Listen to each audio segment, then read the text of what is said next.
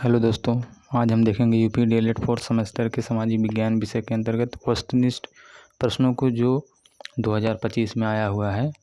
और ये क्वेश्चन बार बार रिपीट होते रहते हैं, इसीलिए आप इसको देख लीजिए। जिसमें हमारा पहला क्वेश्चन है कि कुंवर सिंह किस राज्य के जमींदार थे। इसके ऑप्शन दिए गए हैं बैरकपुर के, अवध, बिठूर, जगदीशपुर।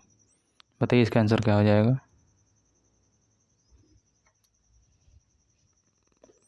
देखिए, इसमें क्या था कि 1857 के प्रथम स्वतंत्रता संग्राम में कुंवर सिंह बिहार राज्य के भोजपुर जिले के अंतर्गत जगदीशपुर के जमींदार थे। इसलिए हमारा ऑप्शन कौन सा सही हो जाएगा, चौथा ऑप्शन सही हो जाएगा। अगला क्वेश्चन है, नाना साहब के दत्तक पुत्र थे। इसके ऑप्शन दिए गए हैं बाजीराव, तात्या टोपे, शिवाजी, लक्ष्मीबाई। बताइए क्या हो जाएगा आंसर।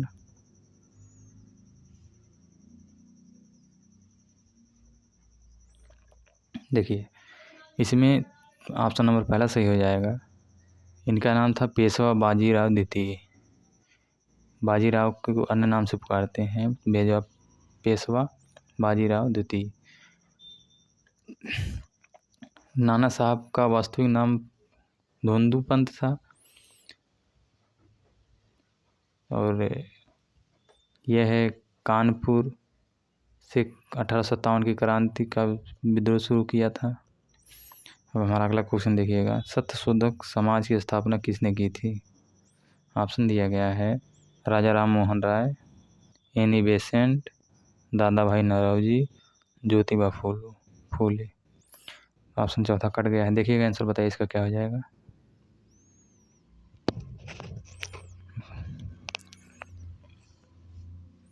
देखिए, सत्यशोधक समाज की स्थापना किसने की थी, यह ज्योतिबा राव फूले।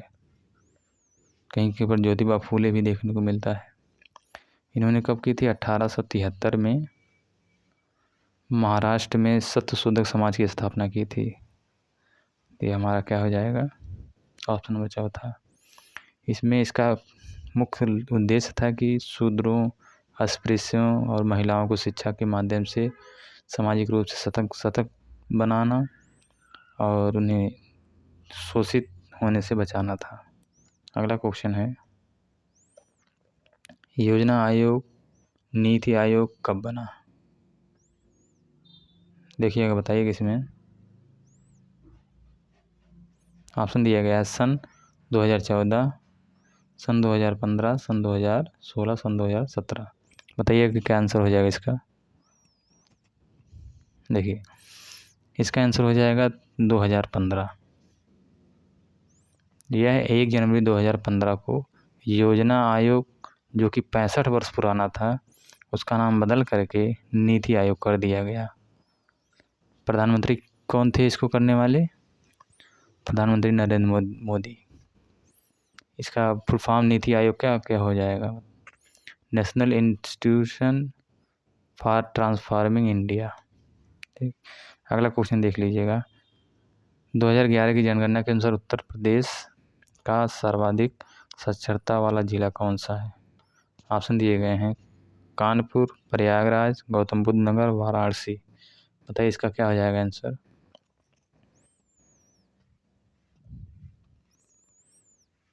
इसका आंसर हो जाएगा गौतम बुद्ध नगर। ऑप्शन नंबर 3 सही हो जाएगा।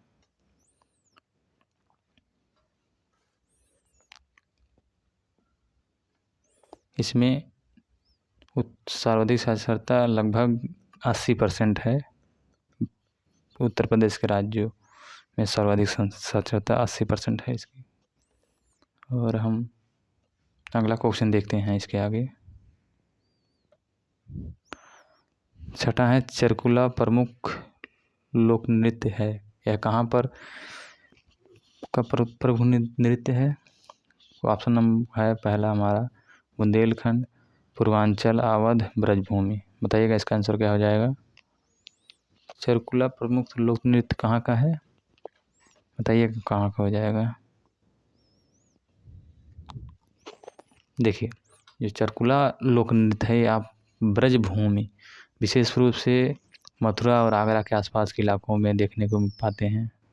इसमें क्या होता है कि जो महिलाएं होती हैं अपने सिर पर कई मंजिला टाइप में लकड़ी का पिरामिड बना करके रखती हैं, जिसे जो पिरामिड होता है उसको हम चरकुला कहते हैं, और उस पर जलता हुआ दीपक रहता है जिसके लेकर के नृत्य करते हैं। अगला हमारा क्वेश्चन है, तो हमारा ऑप्शन सही कौन सा हो जाएगा? चौथा, ब्रजभूमि। अगला क्वेश्चन है, बंदी जीवन पुस्तक के लेखक थे। ऑप्शन है भगत सिंह, यहाँ नाम कट गया है। अगला है सचिंद्र सन्याल। तीसरा है राजगुरु सुखदेव। तो बंदी जीवन के पुस्तक के लेखक कौन है? बताइएगा आंसर। इसका आंसर हो जाएगा सचिंद्र सन्याल, जिनका नाम सचिंद्र नाथ सन्याल था। इनकी आत्मकथा है बंदी जीवन, और ये जो लिखे हैं इसको स्वतंत्रता संग्राम के समय क्रांतिकारियों की बाइबिल माना जाता था। इसमें जो अनगिनत युवा शहीद हो गए उनके बारे में इसमें लिखा गया है। और Sachindranath Sanyal option number second सही हो जाएगा। अगला क्वेश्चन हमारा है, किसी स्थान पर लंबे समय तक पाए जाने वाली मौसमी दशाओं को कहते हैं, क्या कहते हैं? इसका ऑप्शन देखिएगा, मौसम कहते हैं कि जलवायु कहते हैं कि ऋतु कहते हैं कि मानसून कहते हैं। क्या हो जाएगा इसका आंसर? इसका आंसर क्या हो जाएगा बताइए। देखिए, इसमें मानसून और जलवायु में संबंध थोड़ा सा डिफरेंट रहता है। केवल इसमें जो मौसम होता है किसी स्थान पर क्षणिक समय के लिए मौसम में परिवर्तन को मौसम या जलवायु या दिन प्रतिदिन में परिवर्तन को मौसम कहते हैं। वहीं जलवायु जो होती है तो लंबे समय तक का परिवर्तन शो करती है। यह लगभग 30 साल 35 साल तक देखने को मिलता है जलवायु। वहीं यह स्थिति जो बनती है कम समय के लिए उसे मौसम कहते हैं। अगला क्वेश्चन हमारा देखिएगा, क्वेश्चन नंबर 9 है, माउंट एवरेस्ट स्थित है, कहाँ पर स्थित है? ऑप्शन देखिएगा, पहला है नेपाल हिमालय, दूसरा है कश्मीर हिमालय, तीसरा है कुमायूं हिमालय, चौथा है असम हिमालय। नेपाल, ये माउंट एवरेस्ट कहाँ है? देखिए, ये जो नेपाल हिमालय है यह नेपाल में मुख्य रूप से है। कश्मीर हिमालय जम्मू कश्मीर के आसपास में है। कुमायूं हिमालय कुमायूं वाले क्षेत्र में है, जैसे उत्तराखंड, उसका कुछ भाग हिमाचल प्रदेश का भी आ जाता है। और असम हिमालय, यह असम राज्य में है अधिकांश भाग।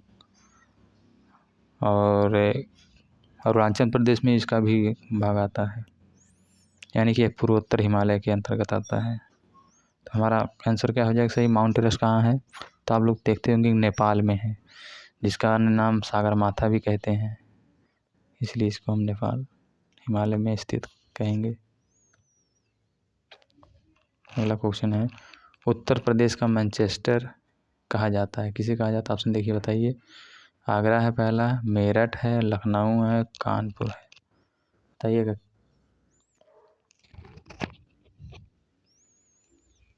आंसर इसका क्या हो जाएगा?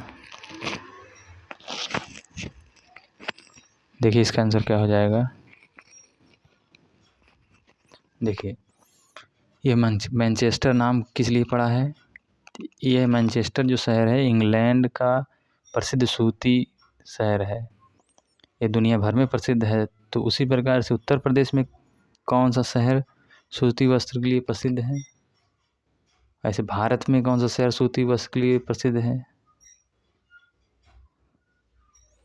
तो आप कहेंगे सर ये कानपुर में सूती वस्त्र का उत्पादन होता है, इसलिए कानपुर हमारा सही हो जाएगा। भारत का सूती वस्त्र कहाँ पर उत्पादन होता है? तो कहेंगे अहमदाबाद गुजरात में है। तो इस प्रकार भारत का मैनचेस्टर अहमदाबाद गुजरात, उत्तर प्रदेश का मैनचेस्टर कानपुर। और एक और यहाँ से क्वेश्चन बनता है कि उत्तर भारत का मैनचेस्टर क्या हो जाएगा, तो ये कानपुर ही होगा। अगला हमारा क्वेश्चन है कि 11वां है रानीगंज कोयला क्षेत्र कहाँ है, बताइए इसका ऑप्शन क्या है। देखिए झारखंड, उड़ीसा, पश्चिम बंगाल, छत्तीसगढ़, क्या हो जाएगा इसका आंसर।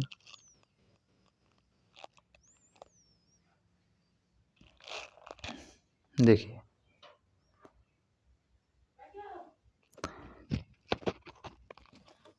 यह कोयला क्षेत्र रानीगंज पश्चिम बंगाल में है। आप देखे होंगे इसकी एक मूवी आई थी मिशन रानीगंज करके, उसमें भी रानीगंज कोयला क्षेत्र के बारे में दिखाया गया है, जिसमें खदान मजदूर फंस जाते हैं खदान के अंदर। तो इसका जो खनन हुआ था 1970-74 के आसपास में हुआ था। यह पश्चिम बंगाल क्षेत्र के अंतर्गत आता है, इसलिए हमारा ऑप्शन कौन सा सही हो जाएगा, तीसरा। अगला हमारा क्वेश्चन है उत्तर प्रदेश में पुरातत्व विभाग की स्थापना कब हुई थी। उत्तर प्रदेश में पुरातत्व विभाग की स्थापना कब हुई थी। ऑप्शन दिए गए हैं 1950, 1900, अगला है 1951, फिर आगे है 1952, 1954। बताइए कौन सा आंसर सही हो जाएगा। उत्तर प्रदेश पुरातत्व विभाग की स्थापना हुई थी, कब हुई थी, 1950 में आज़ाद होने के बाद इसकी स्थापना 1951 में भी की गई थी। इसी समय भारत का पहला चुनाव स्थापित होने वाला था, 51-52 में हुआ था पहला आम चुनाव यानी कि। अगला क्वेश्चन है देश बंधु कहे जाते थे। ऑप्शन है चित्तरंजन दास, दूसरा है सुभाष चंद्र बोस, फिर मोतीलाल नेहरू, भगत सिंह। बताइए कि इसका आंसर क्या हो जाएगा। देश बंधु चित्तरंजन दास को कहा जाता था, और इनके बारे में थोड़ा समझ लीजिए। ये बहुत प्रसिद्ध स्वतंत्रता सेनानी थे, वकील और स्वराज पार्टी के संस्थापक इनको चित्तरंजन दास को कहा जाता है। तो देश बंधु या देश मित्र भी इनको कहा जाता है। हमारा ऑप्शन पहला सही हो जाएगा। अगला क्वेश्चन हमारा है कि ओबरा ताप विद्युत केंद्र स्थित है। पहला उत्तर प्रदेश, दूसरा है पंजाब, तीसरा है मध्य प्रदेश, चौथा है दिल्ली। बताइए इसका आंसर क्या हो जाएगा। ओबरा ताप विद्युत गृह या केंद्र कहाँ पर है। देखिए ये उत्तर प्रदेश के सोनभद्र जिले में है। सोनभद्र कहाँ है, तो आप सोनभद्र उत्तर प्रदेश का ऐसा जिला है कि ये बिहार, झारखंड तथा मध्य प्रदेश से सीमा बनाता है। ये पूरे भारत का ऐसा जिला है जो 3 राज्यों से सीमा बनाता है। सोनभद्र यह उत्तर प्रदेश के दक्षिणी भाग झारखंड, मध्य प्रदेश और बिहार के साथ सीमा बनाते हुए है। इसके अंतर्गत ओबरा ताप विद्युत भी स्थित है। अगला क्वेश्चन हमारा है भारत के प्रथम उप प्रधानमंत्री थे।